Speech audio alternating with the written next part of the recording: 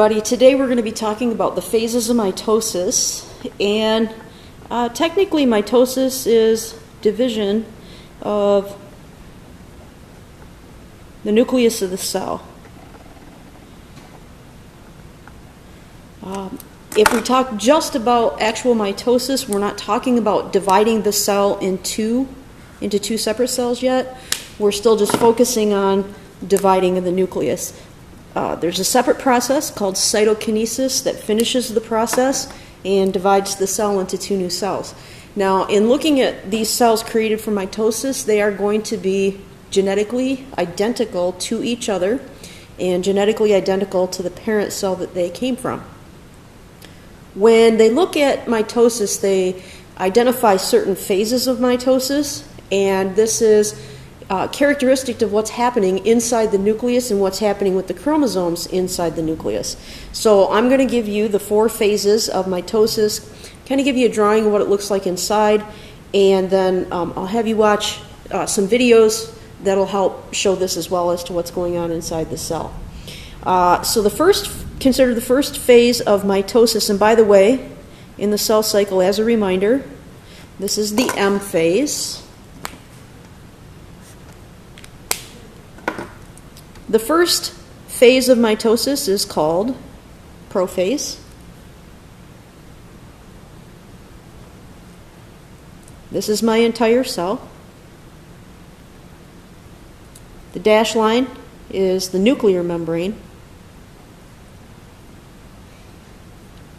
The X's are my chromosomes.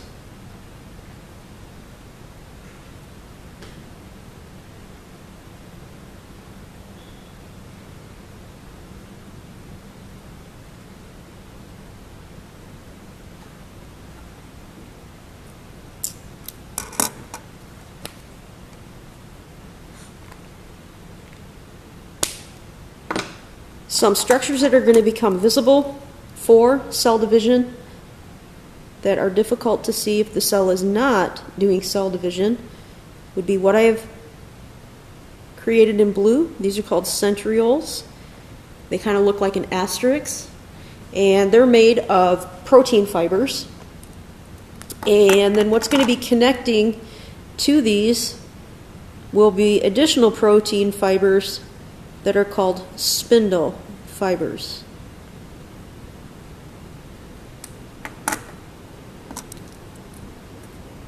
One of the main characteristics of prophase, how you can pick up and identify that a cell is actually in prophase, is the chromosomes are condensing. And what it means by condensing is they are shortening and they are thickening, and they're actually visible. When a cell is not in the process of any kind of division, you can't see the genetic material inside the cell. Excuse me. It'll be uncoiled, it'll be long and thread-like, and so when the cell gets ready to divide, the chromosomes have to coil up to make division easier, and you can actually see them if you're looking at the cell underneath the microscope. So that's one of the identifying characteristics. The second is that nuclear membrane has to disappear. It has to get out of the way of the division process. So the nuclear membrane starts breaking down.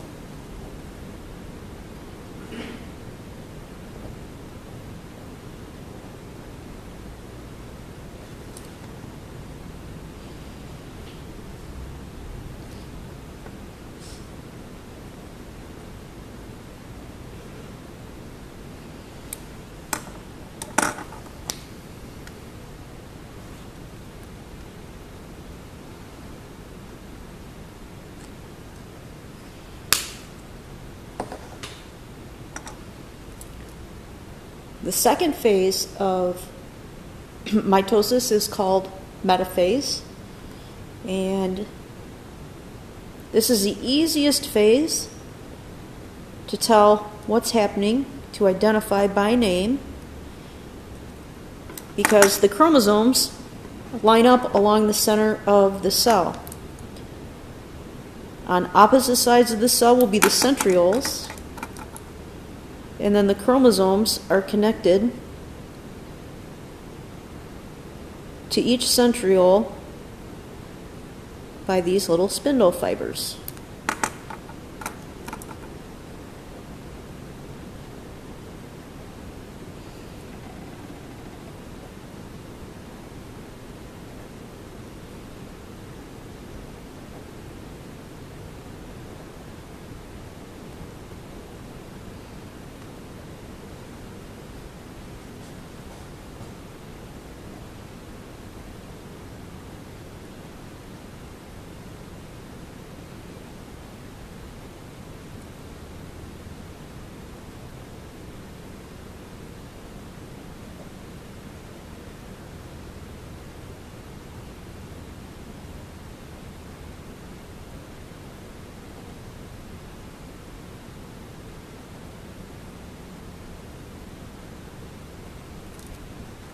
Okay, so again, in metaphase, the chromosomes line up along the middle of the cell. It doesn't have to be exactly as drawn. It can be any plane along the middle of the cell. And the spindle fibers were attached to an area called the centromere, which is a protein disc that kind of holds the chromosome together, the arms of the chromosome together, and the spindle fibers will attach to the centromere of each chromosome.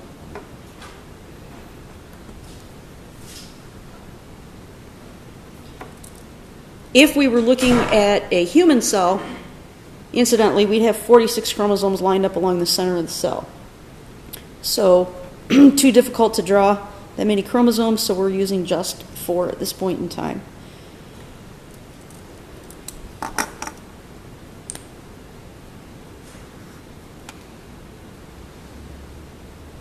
The next phase of mitosis is called anaphase.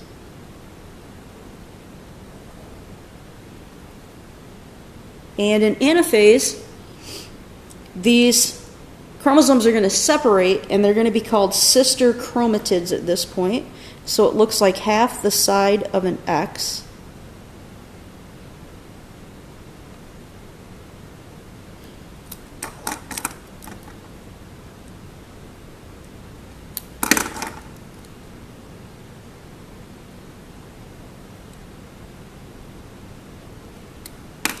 And those sister chromatids are going to move to opposite sides of the cell toward the centrioles that I've drawn there in blue.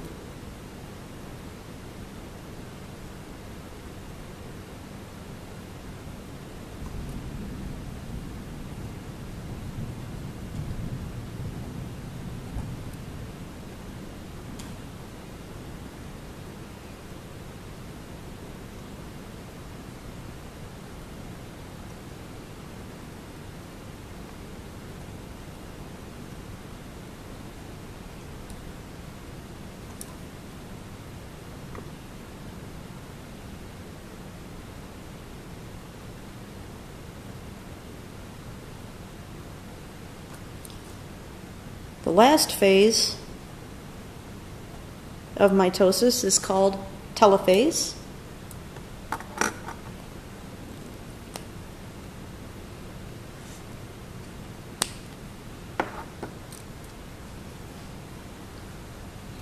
And in telophase, we have one cell at this point,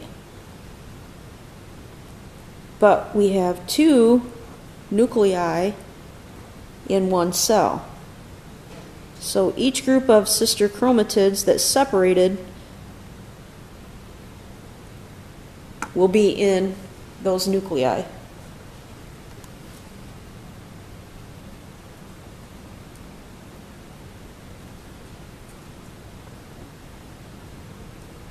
So at this point, the sister chromatids are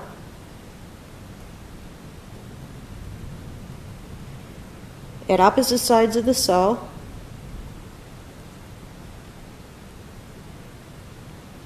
and a new nuclear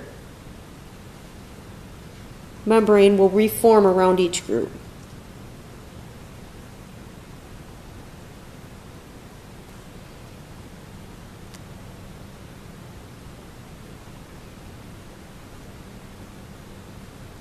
And again, at that point, we have 2 nuclei, but just one cell.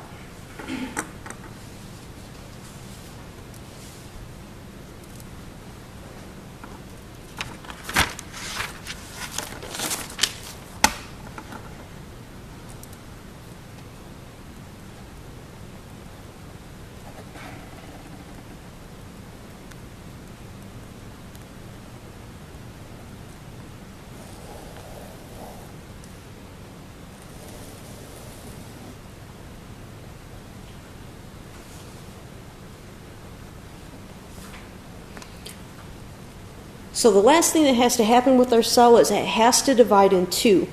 Some books do classify this as part of mitosis. Our book keeps it separate. A lot of online sources keep this a separate phase, and it is a phase called cytokinesis. And what will happen in cytokinesis is the separation of the cell into two new cells. So the cell will divide into two new cells.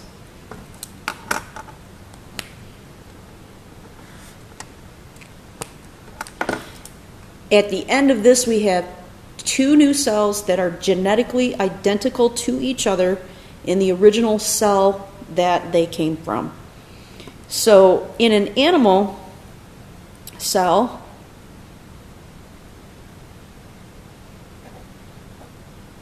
the cell membrane pinches together until it's separate. Or I should say until it separates into two cells.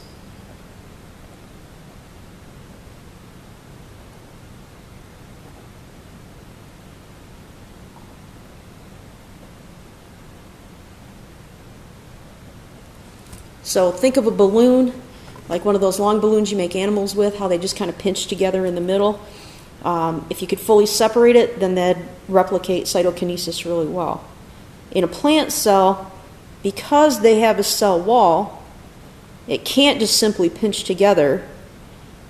A structure called a cell plate is formed to separate the two nuclei.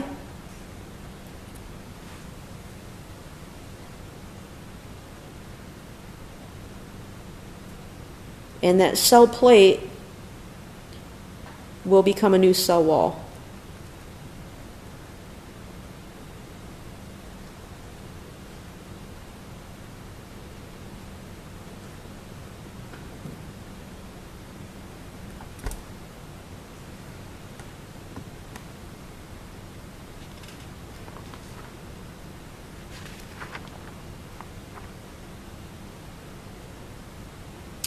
Okay, that's it for notes today, and then you're going to have an assignment to work on.